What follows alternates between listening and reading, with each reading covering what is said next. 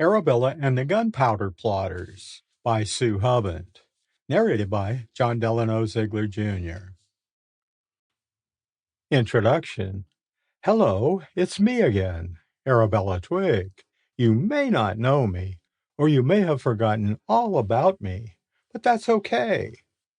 I suppose that's because I'm not special or anything. You've probably got lots of girls like me in your school.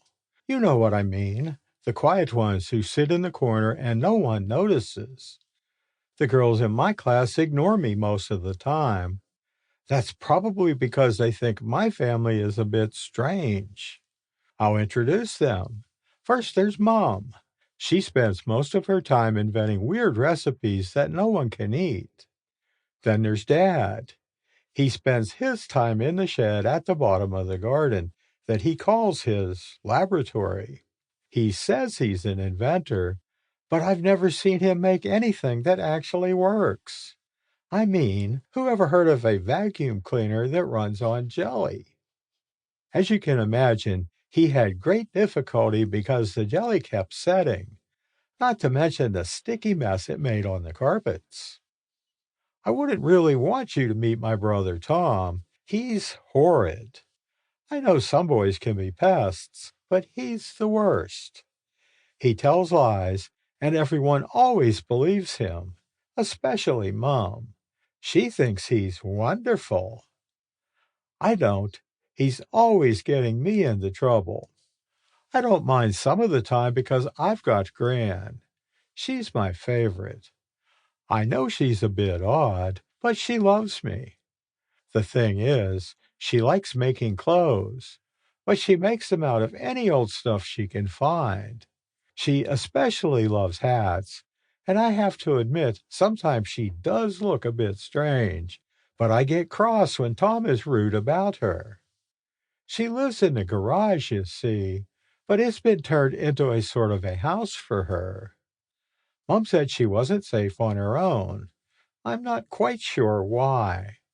I mean, it's not as if she'd attack anyone or anything. Anyway, I'm glad she's nearby. I like spending time with Gran. I often help her with making things, like the time she wanted to cover one of her old dresses with feathers. I spent ages shaking the feathers out of an old feather pillow and helping her to glue them on. I have to say the dress was a bit peculiar, but she was happy with it. So that's my family. I have got one special friend at school. Her name is Eloise.